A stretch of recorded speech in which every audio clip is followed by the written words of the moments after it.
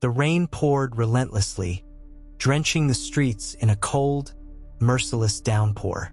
The wind howled through the narrow alleys, rattling broken street signs and sending discarded papers flying like restless spirits. In the middle of it all stood a boy, no older than 14, wrapped in a thin, tattered hoodie, his breath visible in the frigid night air. Ethan had learned long ago that life didn't hand out favors. Living on the streets for the past 2 years had hardened him, taught him how to survive. He knew where to find the least burnt food in the dumpsters behind restaurants, which shelters were safe to sleep in, and most importantly, he knew never to trust strangers. But that night, something unusual happened. Ethan was making his way back to his usual sleeping spot under a bridge when he spotted a man standing near a street corner, drenched, confused, and out of place. He was older, maybe in his 50s, wearing an expensive-looking suit that was completely ruined by the rain. The man's hair was slicked back, but now it hung limply over his forehead. He was staring at his phone, frustration clear on his face as he muttered to himself. Ethan hesitated. Rich people didn't belong here. This part of the city was where the forgotten lived, the homeless, the broken, the ones society pretended didn't exist. So what was a man like him doing here, looking lost and helpless? The man let out an exasperated sigh and slammed his phone into his pocket. That's when Ethan noticed the blood. It wasn't a lot, but there on the man's temple was a thin, bleeding gash. He had been hurt. Ethan could have walked away, should have walked away, but something about the man's expression stopped him. He had seen that look before on himself, on the other homeless people who wandered these streets. It was the look of someone who didn't know where to go next. Ethan sighed. Against his better judgment, he stepped forward. "Hey, mister, you okay?" The man turned sharply, his eyes widening in surprise. He hadn't even noticed Ethan standing there.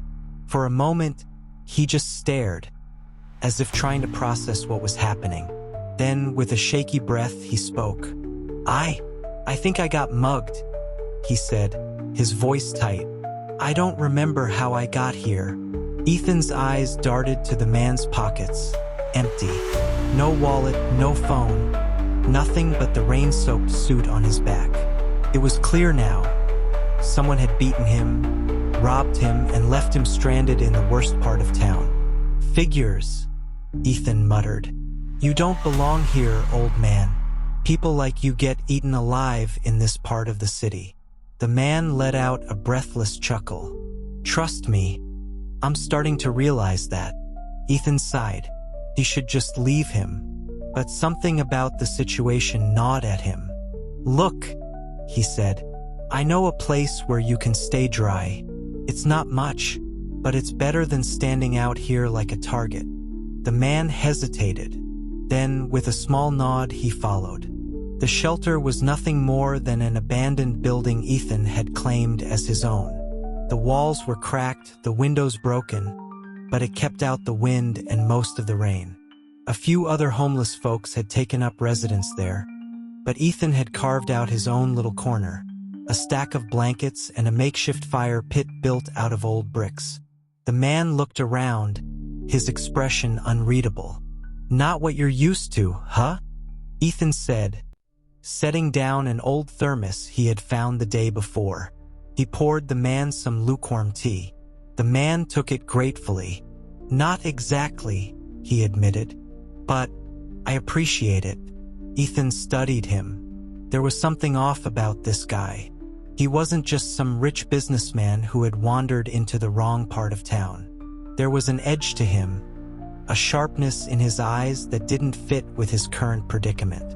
"So," Ethan asked, "what's your name?" The man hesitated.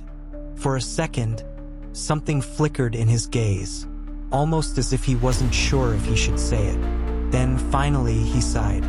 "Michael." Ethan nodded. "Well, Michael, looks like you're stuck here for a while. You got anyone looking for you?" Michael's jaw tightened. That was the moment Ethan knew something wasn't right. "No," he said finally. No one. That was a lie. Ethan could see it. Who was this guy? Hours passed. The rain slowed. Ethan sat by the dim glow of the fire, watching Michael carefully. He had seen a lot of people pass through these streets, but none like him. Then, suddenly, Michael let out a breath and ran a hand through his soaked hair. "You're a good kid," he murmured. Ethan scoffed. "Tell that to the cops. They don't think so." Michael studied him for a long moment. "You've been on your own for a while, haven't you?" Ethan looked away. "Does it matter?" Michael sighed but didn't press further. Instead, he reached into his jacket pocket where his wallet should have been. He patted it absently, then exhaled sharply. "Lost. Gone. Everything's gone," he murmured. Ethan rolled his eyes. "Yeah, welcome to the club." Michael chuckled. Then, after a long pause, he said something strange. "I should be furious, but honestly, this might be the best thing that's ever happened to me." Ethan frowned. "What do you mean?" Michael's expression turned serious. He opened his mouth to answer. Then the door burst open. A figure stood in the doorway, his silhouette framed against the streetlights. Ethan's blood ran cold. He knew that shape. It was Victor, the most dangerous man on the streets. Michael's eyes narrowed. "Who is that?" Ethan swallowed hard. "Trouble." Victor stepped forward, his lips curling into a smirk. His eyes locked onto Michael with a knowing glint. Well, Victor drawled. "If it isn't the missing billionaire." Ethan froze. Billionaire? He turned to Michael, his heart pounding. What had he just gotten himself into? Ethan's breath hitched.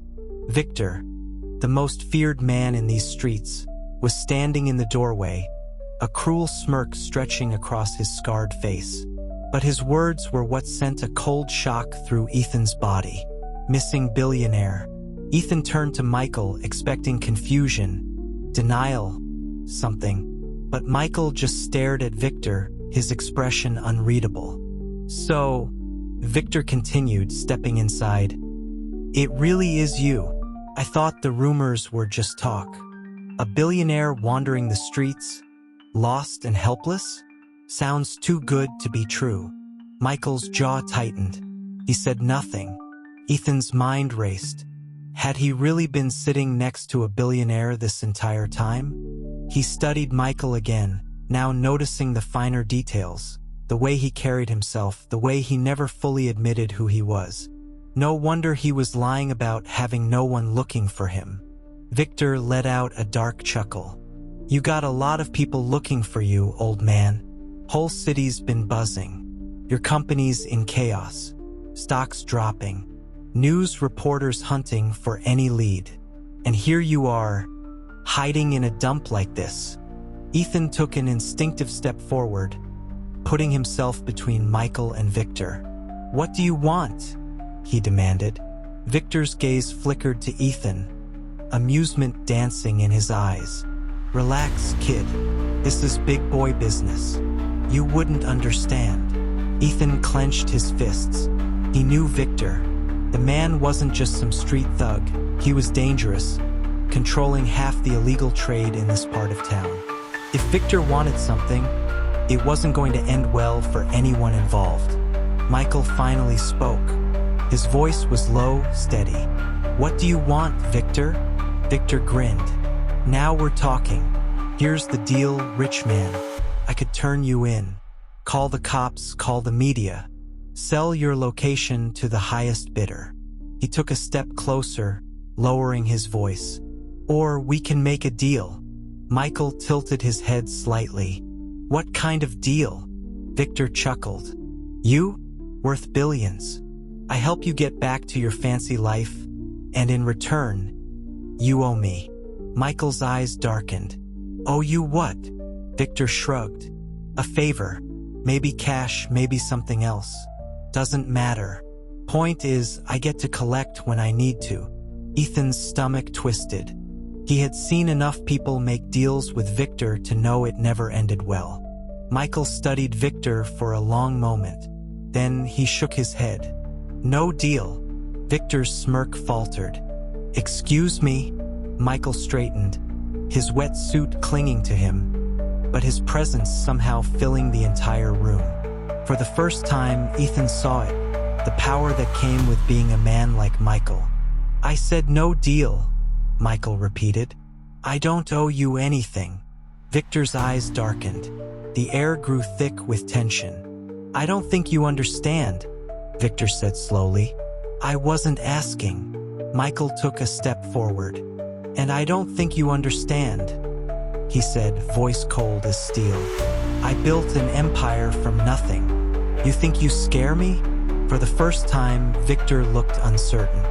Ethan held his breath. He had never seen anyone stand up to Victor like that. Victor exhaled sharply, shaking his head. You're making a mistake. Michael smirked. No, Victor. You are. And then, before Victor could react, Michael turned and walked straight out the door. Ethan's heart slammed in his chest. Michael, wait! But Michael didn't stop. He stepped out into the night, walking like a man who knew exactly where he was going. Victor cursed under his breath. You just signed your own death warrant, old man. He turned his gaze to Ethan. And you? You just lost the biggest payday of your life. Ethan clenched his fists but said nothing. Then, without another word, he ran after Michael. They walked in silence for a long time. The rain had stopped, leaving the streets damp and glistening under the city lights. Ethan finally spoke. Are you seriously just gonna walk back into your old life like nothing happened? Michael glanced at him. No, he admitted. But I can't stay here. Ethan shook his head. You could have taken his deal, you know. He would have gotten you back safely. Michael smiled faintly. And then what? I owe a man like that? No, I'd rather take my chances. Ethan frowned. Something about Michael was different now. Michael took a deep breath. You saved me, Ethan. I owe you my life, not him. Ethan scoffed. I didn't do anything special. Michael stopped walking. He turned to face Ethan. Yes, you did. You helped me when you didn't have to. You showed kindness when no one else would. He paused. How long have you been on your own? Ethan hesitated. A couple years. Michael's gaze softened. Come with me. Ethan blinked. What? I mean it, Michael said. Come with me. Let me help you the way you helped me. Ethan shook his head. I don't belong in your world, Michael. I'm just a kid from the streets. Michael smiled. So was I once. Ethan froze.